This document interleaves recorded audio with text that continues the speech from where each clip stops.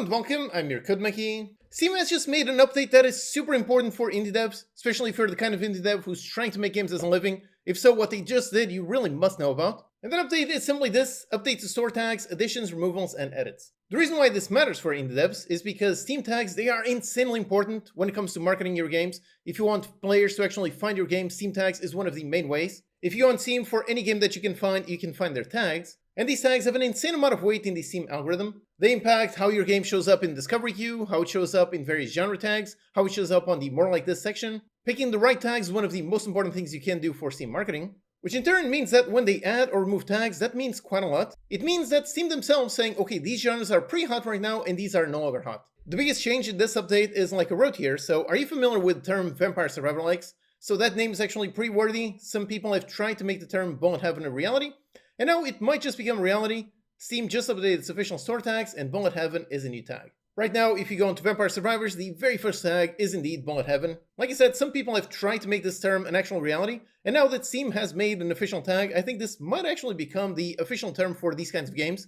Games where you control some kind of character and you're automatically attacking all kinds of enemies. So if you yourself are making a previously named Vampire Survivors like, if so, now go ahead and apply this tag. In this specific case, that's basically just Steam clarifying a genre that didn't have a proper name and now they're trying to assign a proper name. But on these other examples, they're basically Steam indirectly saying, okay, there's a lot of games and a lot of players that are interested in games in these genres, so let's make a proper way for all of those massive amount of players, for all of those to find all of the games that exist in these genres. Which means these genres are probably trending, or at least they have enough games and enough players in order to actually consider them worthy of making a proper tag. Again, the main one is Bullet Heaven, that makes sense, but then we've got Desktop Companion, and this is definitely another very interesting new genre type of game that actually started showing up just a few years ago. I believe this was the very first instance of this one, or at least the very first one that became really insanely popular. Rusty Retirement, which came out in beginning of 24, so just about 2 years ago. These kinds of games that exist on the bottom of your screen, ever since this one came out and found intense success, there have been more and more games coming out similar to it, with basically the same gimmick, basically a game that you play on your desktop. A recent one that was a massive hit was Desktop Defender. This one came out just at the end of last year and got 1.6 thousand reviews. Just in case you don't know, that is a massive amount that's insanely successful. The revenue estimates on this website, Gamalytic, they are usually pretty accurate. I can say that based on looking at my own stats. And over here, so that game, that relatively small game, made about 250k. That is a very, very good amount, especially since this is the kind of game that you can make in just 1 month, basically. So yep, Desktop Companions, that is another very hot genre nowadays. Then they also added Organizing. I believe the main one for this was basically Unpacking. I'd say this one was probably the originator of this kind of genre. This was quite a while ago, back in 2021, and only now they're coming up with a proper name for it. Then you've got games like A Little to the Left. This one is also insanely successful. This one came out in 22. You've got Scriptorium, which this one came out recently and is a pretty massive hit, definitely a very unique game. Or I guess in this genre, technically House Flipper, that one can also sort of match up since you're actually organizing things. But yep, Organizing, that is a new interesting genre. Then they also added Cleaning, and this one is really interesting. This is definitely the kind of genre that has been getting more and more popular over the years. I believe the very first one on this genre was this, Viscera Cleanup Detail. I remember this one when it came out back in 2015, that was a very long time ago. This is definitely very unique, very silly. Back then, a game like this simply did not exist, where you just go somewhere and you're not actually shooting anything, you're just cleaning the floor. It was a very unique idea back then. And since then, there have been more and more games coming out. Then, of course, just a few years ago, Power Wash Simulator. This one was a massive mega hit. It literally made $43 million, not to mention how many millions more made on consoles. So this one is an insane success. Then we've got some more like Crime Scene Cleaner. There's also Cache Cleaner and a bunch more like these. So if you're trying to find success, going for this genre can be a good option. Then Decorating Games, these have also been picking up. Kind of the similar vibe for the Organizing games. Then Wuxia and Xiangxia. These I'm definitely not familiar with, but I do know that Steam is absolutely massive in China, so I would assume this is more of that Eastern style audience.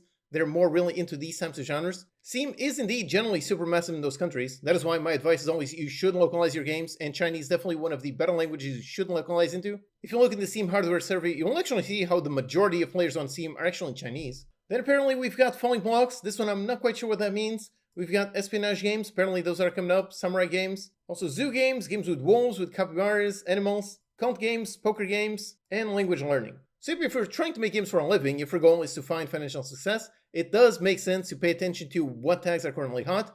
And basically with these new tags, Steam is saying, okay, these tags are at least trending upwards. It doesn't mean that only these kinds of games sell. Like I said, there are already tags that already exist that are used by the games that are finding massive success. So these are the ones that are coming up, and that doesn't necessarily mean all the ones that were previously successful are going down. For example, incremental games, those are still pretty successful nowadays. If you want to find success, going for an incremental game can be a great option. Job simulator games, same thing. This tag already exists, and these games are already very successful, and they continue being even more successful. So yep, I just want to make sure that you understand the new tags, those are great to see what is trending nowadays, but that doesn't necessarily mean that all the games that were previously successful are now suddenly no longer successful. In terms of the tags that they've removed, on this one, I don't think there are many takeaways that we can take from this. Basically, they just combine a bunch of those. Interestingly enough, not safe for work and mature, they just merged both of those into just one tag. Then they got rid of things like 3D vision, ambient, blood, crowdfund, and so on. So out of the removal ones, I don't think we can really take too much away from it. But like I said, for these new tags, I do think they provide a very nice signal as to what Steam thinks is currently hot. So hopefully now you can use this information to pick your next big game idea as something that will have better odds of finding success. And right now, there's actually a super awesome Humble Bundle happening. It is all about Synthi assets. It's another massive pack with a ton of really awesome assets. If you want some characters, you've got the Fantasy Knights. These are absolutely excellent, and they are composed of multiple pieces, so really great for making some kind of character customization system. Alternatively, you've got the Fantasy Rivals if you need some kind of enemies or NPCs. For an environment, you've got a really awesome dungeon, or alternatively, this really great Meadow Forest. Then you've also got a really nice interface pack. You've got one with a bunch of sword animations. You've got an actual fantasy dungeon map, a bunch of really nice particle effects, or of course, their usual prototype pack. This one is great for making any kind of prototype. Or even just use this game in a proper finished game just because, personally, at least, I really like how this one looks. So Synthi packs are usually pretty rare, so it's really nice to see another one. You can get a ton of stuff for just $30, and using these assets you can make pretty much any game you can think of. Check it out with the link in the description. Alright, thanks for watching, and I'll see you next time.